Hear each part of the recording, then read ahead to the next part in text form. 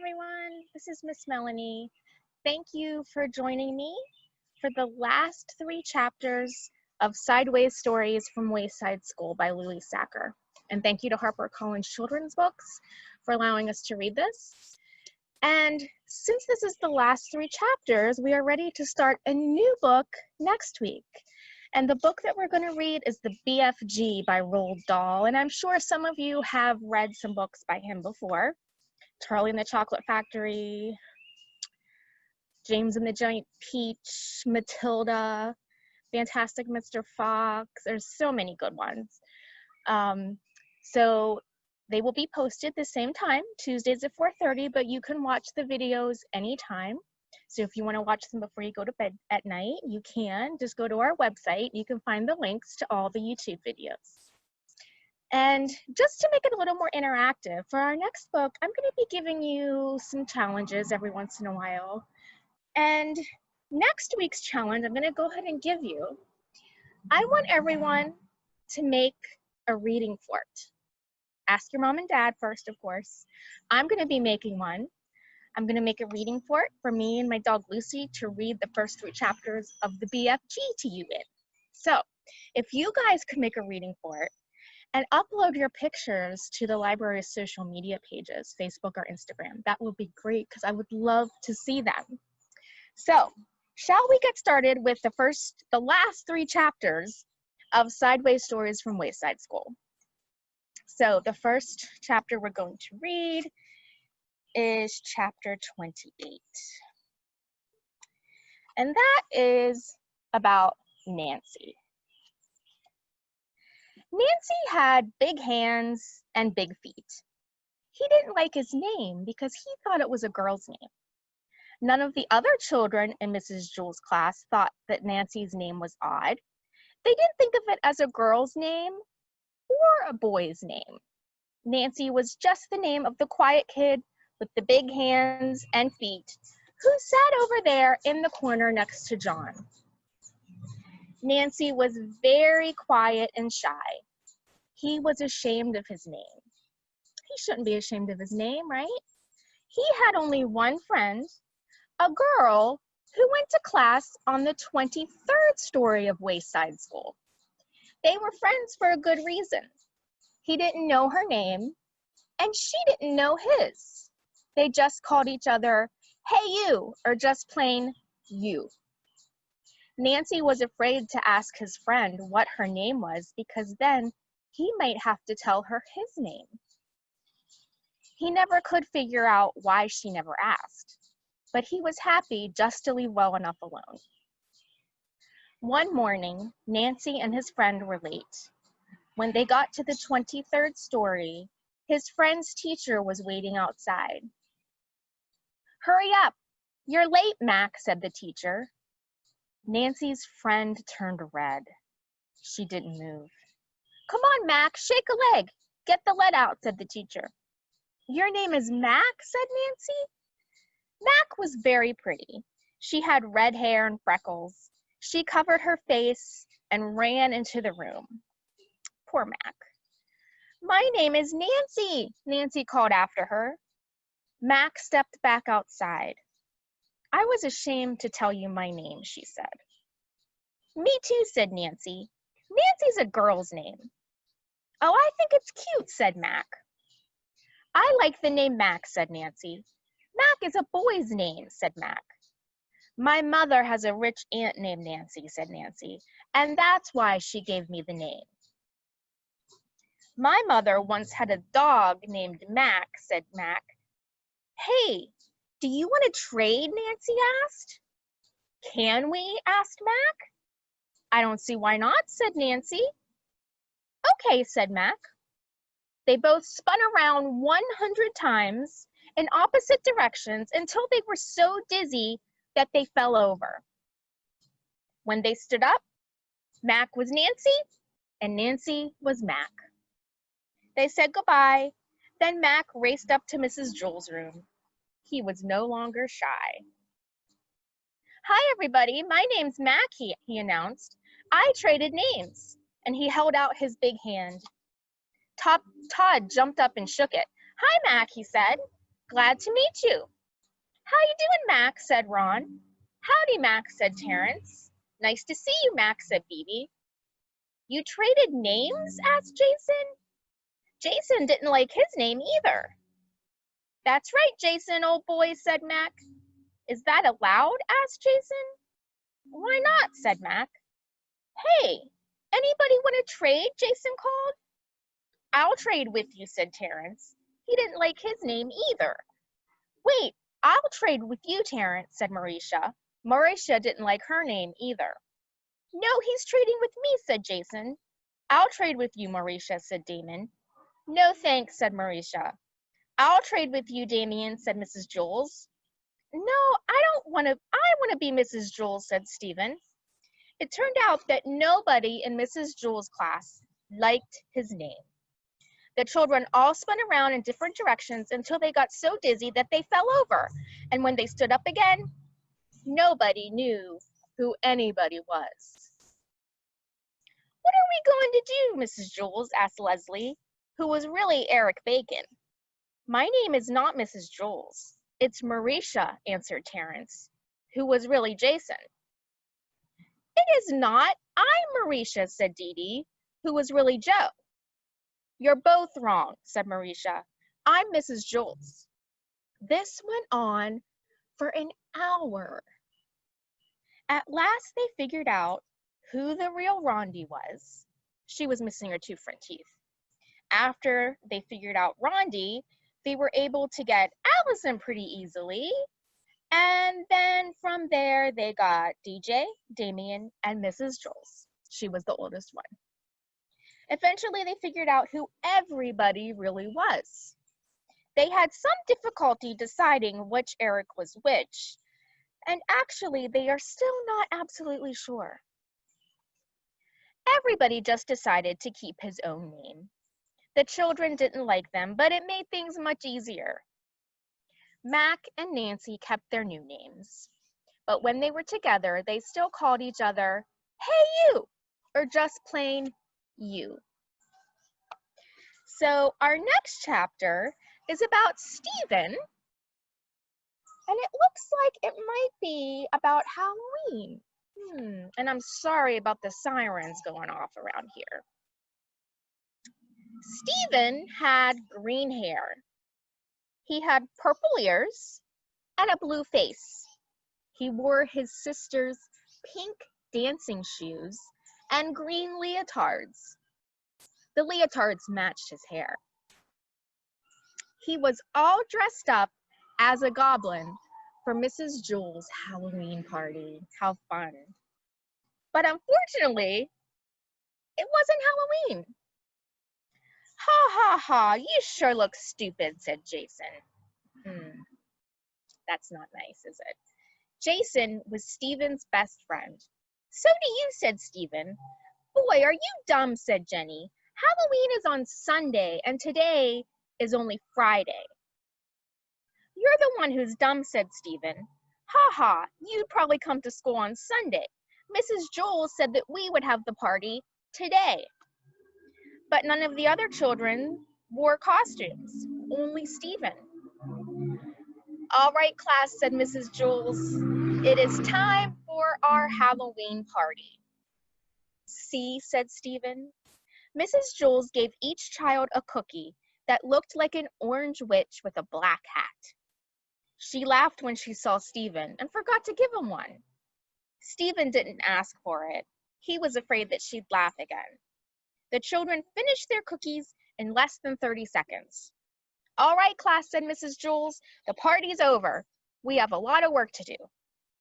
Boy, that was a quick party, wasn't it? Stephen felt like a fool. The party lasted less than a minute, and he had to spend the rest of the day wearing his goblin suit. Look, Stephen's wearing his sister's leotards, laughed Dana. They're green, just like his hair. Everybody laughed. Mrs. Jules began the arithmetic lesson. She wrote on the blackboard, 2 plus 2 equals 5. That's wrong, Joy shouted. Mrs. Jules tried again. 2 plus 2 equals 3? That wasn't right either. She added 2 and 2 again and got 43.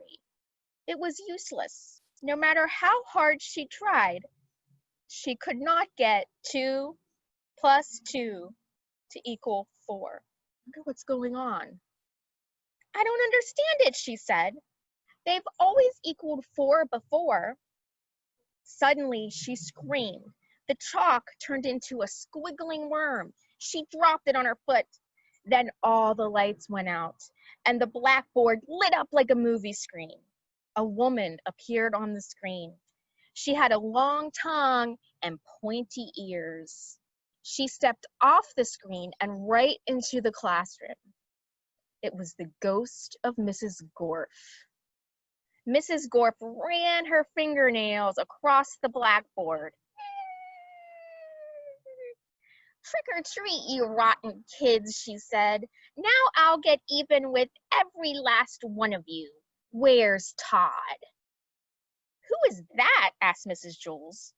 Mrs. Gorf, said Damien. Who's Mrs. Gorf? Asked Mrs. Jules. She was the meanest teacher we ever had, said Rondi. What happened to her? Asked Mrs. Jules. Louis ate her, said Jason. Remember, she was an apple? Well, I'm not going to allow this, said Mrs. Jules. Get out of my classroom, she demanded. It's Halloween, sweet teacher, said Mrs. Gorf. Ghosts can go anywhere they like, and I've come for a little class reunion. But it isn't Halloween, said Mrs. Jules. Halloween is still 2 days away. I know, said Mrs. Gorf, but Halloween falls on a Sunday this year, so we are celebrating it the Friday before. Stephen leaped from his seat. See, I was right, he said. Today is the day we celebrate it, the Friday before. Mrs. Gorf proved it. He ran up to Mrs. Gorf. They all laughed at me and made me feel stupid because I was the only one who got dressed up. But they were the ones who were wrong. You and I are right. He put his arms around Mrs. Gorf and hugged her. Mrs. Gorf gasped and disappeared. The lights came back on. Mrs. Jules picked up the piece of chalk from the floor and she wrote on the blackboard, 2 plus 2 equals 4. That's good, she said. When 2 plus 2 doesn't equal 4, anything can happen. All the children who had laughed at Stephen now called him a hero, but they told him to change out of his stupid costume. So at lunch, Stephen went home, washed up, and changed. He came back wearing blue jeans and a polo shirt. Of course, his hair was still green. It always was. And that's the end. And our last chapter of Sideways Stories from Wayside School. Chapter 30 is about who else? Louis. Louis had a red face and a mustache of many colors. He was the art teacher at Wayside School. It was his job to see that the children didn't have too much fun during lunch and recess. And if you hadn't already guessed, he is the one who wrote this book. On June 10th, there was a blizzard. In June, Louis was afraid that the children would have too much fun, so nobody was allowed outside. Class, said Mrs. Jules, after you finish your lunch today, come back up to the classroom. You are not allowed outside. The children all went to the lunchroom. Miss Mush had made tuna surprise. Ugh. They looked at it and then hurried back up the stairs. There was nothing to do. Now, class, said Mrs. Jules, I know that you are all bored, but I have a special surprise for you. Oh, I hope it's better than the tuna surprise, said Mauricia. Mrs. Jules continued. Louis is going to come up and entertain us. He will tell us a story. Now, I want you all to be on your best behavior. When Louis walked in, all the children booed. Are you going to tell us a story? Asked BB. Yes, said Louis. Well, it better be good, BB warned. It better be better than the tuna surprise, said Butterfingers. I thought the tuna surprise was good, said Lewis. You would eat dirt if they put enough ketchup on it, said Mac. Hey, everybody, be quiet, said Todd. Let him tell the story. Not too loud, Lewis, said Sherry. I'm trying to get some sleep. Lewis sat in the middle of the room, and all the children gathered around. Lewis began his story.